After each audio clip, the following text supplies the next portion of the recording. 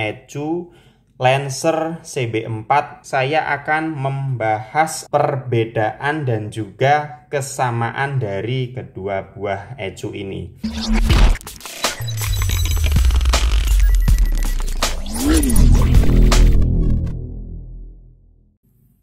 Assalamualaikum warahmatullahi wabarakatuh. Selamat berjumpa kembali dengan saya Septian, tentunya di channel Seps Automod. Dan di kesempatan pada hari ini saya akan membahas kedua buah ECU yang ada di depan saya, di mana ini merupakan ECU Lancer CB4 atau yang biasa disebut dengan Lancer Evo 3 GLXi dengan spesifikasi 1600 cc SOHC injeksi mulai dari tahun 93 sampai tahun 96. Dan pada Lancer CB4 memang dikeluarkan dua varian ECU berdasarkan tahun produksi. Dan untuk di sebelah kiri ini adalah ECU Lancer CB4 dari tahun 93-94, dan yang di sebelah kanan adalah ECU dari tahun 95 sampai tahun 96. Dan kali ini saya akan mengulik perbedaan dan juga kesamaan dari kedua buah ECU ini. Dan langsung saja, yang pertama saya akan membahas dari sisi perbedaan secara fisiknya terlebih dahulu. Baiklah teman-teman, untuk ECU 9394 ini berkode MD192083 dan di bawahnya E2T38979E. Oke. Kemudian untuk 9596 ECU-nya berkode MD307043. Di bawahnya E2T38989M.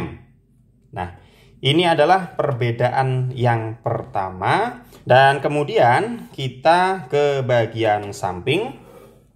Di bagian samping ini juga ada kode, di mana kedua buah kode ini merupakan kutipan dari kode yang ada di bagian depan, ya, di mana diambil dari 4 digit yang ada di belakang 2083. Di sini terlihat 2083. Untuk bagian bawahnya ini sama persis dengan yang ada di bagian sini. Oke, kemudian untuk bagian yang satunya, ECU yang 9596 juga sama, ini merupakan kutipan yang ada di bagian muka. 4 digit dari belakang, yaitu 7043. Di sini 7043, dan yang ada di bawahnya ini juga sama dengan yang ada di sebelah sini. Nah, baiklah, ini adalah perbedaan yang pertama dan juga yang kedua. Dan kita akan masuk di perbedaan yang ada di dalam ECU ini, tapi selanjutnya saya akan mencoba untuk menunjukkan perbedaan pada soketnya. Jadi ini nggak usah dilepas semua terlebih dahulu. Kita intip dulu ya teman-teman. Nah, oke, baiklah. Di sini di bagian soket ini juga terdapat perbedaan kode, di mana kode di soket ini merupakan kutipan dari kode yang ada di bawahnya. Kita lihat lebih dekat. Di sini 8979E. Ini kutipan dari kode yang di bawah ini. 8979E. 4 digit dari belakang, ya, ditambahi 1 huruf yang ada di sini. Oke. Kemudian untuk ECU 9596 di sini terlihat 8989M. Nah, kutipannya mengambil dari sini 8989M. Oke? Nah, ini adalah kode di bagian soket. Ini harus sinkron dengan covernya ya, teman-teman. Tidak boleh ada perbedaan. Baiklah, sekarang kita buka, kita lihat bagian dalamnya berisi apa saja perbedaannya. Nah, baiklah. Sekilas tampak sangat mencolok sekali ya perbedaan dari kedua buah ecu ini. Dan yang selanjutnya kita akan melihat perbedaan pada kode PCB yang ada di samping bagian kiri ya teman-teman. Kita lihat untuk ecu 9394 kodenya adalah E331B629A. Oke. Dan untuk 9596 kodenya JE331B686A. Oke. Kemudian perbedaan selanjutnya adalah pada IC yang ada di dalam PCB ini ya. Dan saya akan mencoba untuk menjelaskan dengan bahasa yang sederhana saja. Di sini ada kotak atau IC, ini ada sama ya, sama. Kemudian kita geser ke kanan. Di bagian ini 9394 ini ada IC, ada kotak hitam, dan di 9596 di sini kosong. Oke, selanjutnya digeser ke kanan lagi ya. Untuk 9394 ini ada kotak hitam, ada IC, tapi untuk varian 9596 di sini kosong. Teman-teman bisa melihat. Kalau di bagian atasnya ini sama ya, teman-teman. Ada juga IC atau kotak hitam. Dan selanjutnya kita bergeser ke samping ya. Nah, ini ada kotak hitam untuk 9596 di sini. Tapi untuk 9394 di sini tidak ada IC. Coba kita lihat lebih dekat lagi ya. Di sebelah sini ini kosong, nggak ada IC ya. Dan untuk 9596 di sini ada IC kecil, kotak hitam kecil. Oke, kelihatan ya teman-teman. Dan perbedaan selanjutnya secara fisik ada di sini. 9394 ada dua buah IC yang tertancap di bagian sini. Dan di 9596 ada 3 buah IC. Kurang kelihatan? Oke, kita deketin lagi. Set, nah ini ya, hanya ada dua IC untuk versi 9394.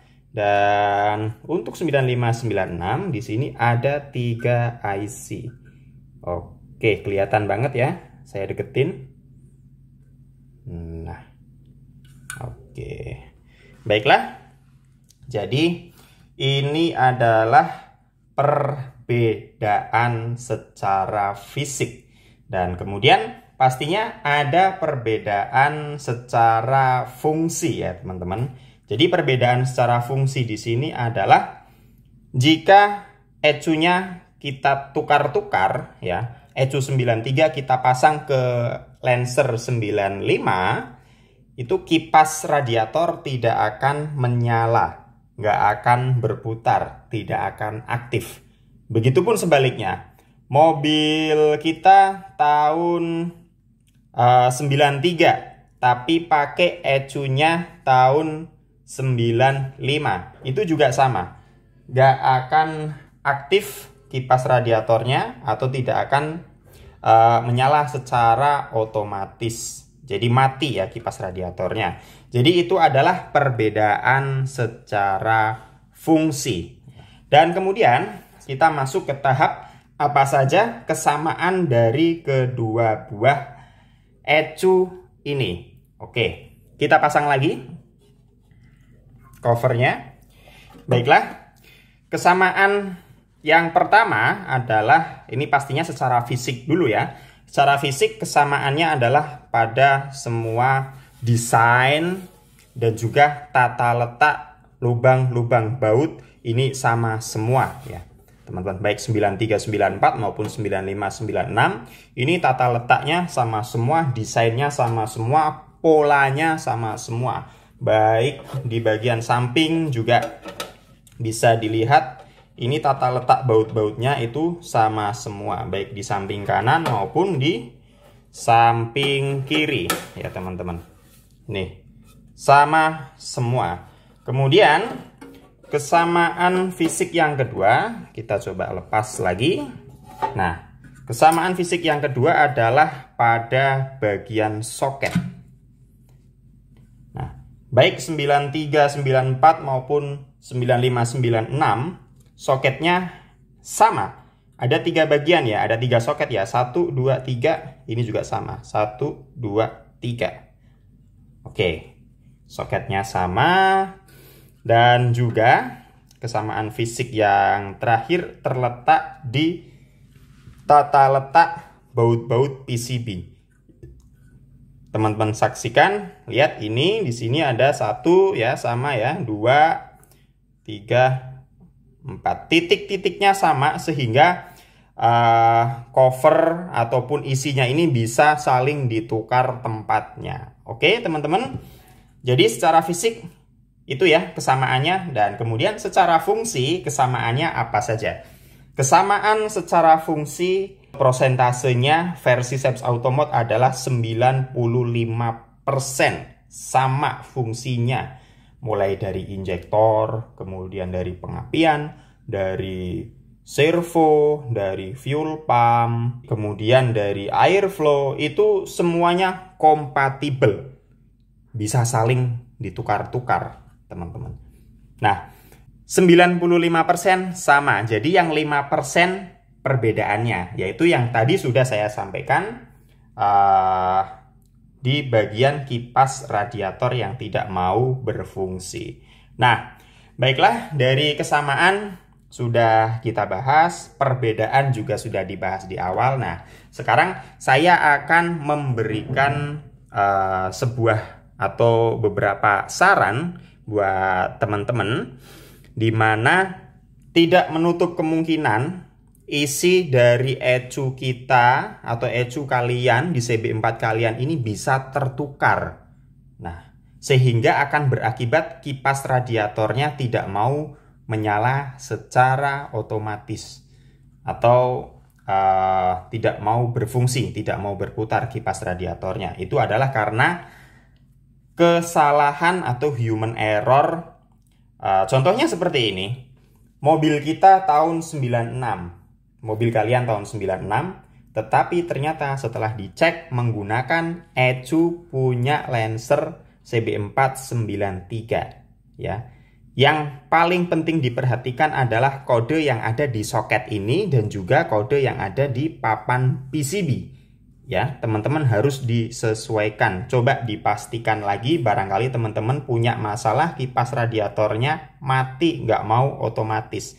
Nah, itu saran yang pertama. Nah, kemudian saran yang kedua, kalau teman-teman punya CB4 ECU-nya rusak, jadi teman-teman harus mengganti ECU. Nah, yang pertama, teman-teman ketahui dulu kendaraan teman-teman ini CB4 tahun berapa.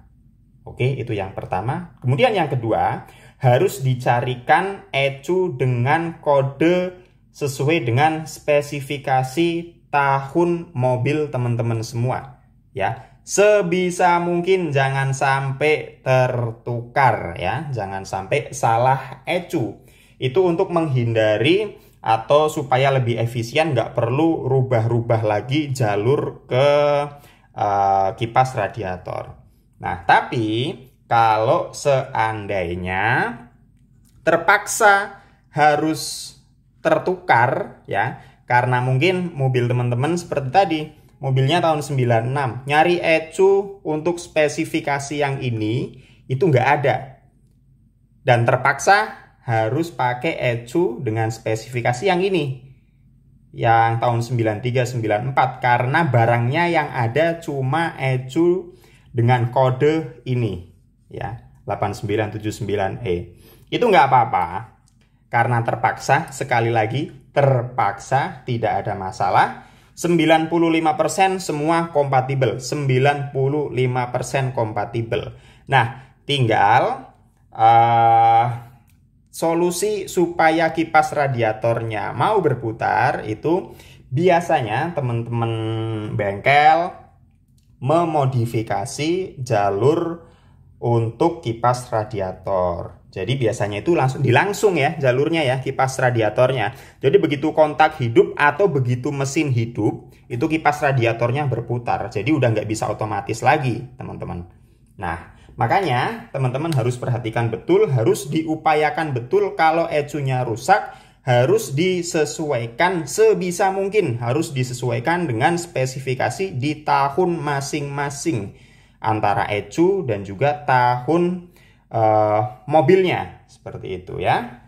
Jadi teman-teman, saya kira cukup informasi yang bisa saya sampaikan di kesempatan kali ini. Mudah-mudahan memberikan cukup gambaran, memberikan cukup informasi untuk teman-teman barangkali sedang mengalami permasalahan di ECU atau di mobilnya, yaitu Mitsubishi Lancer CB4 dari tahun 93 sampai tahun 96 ya.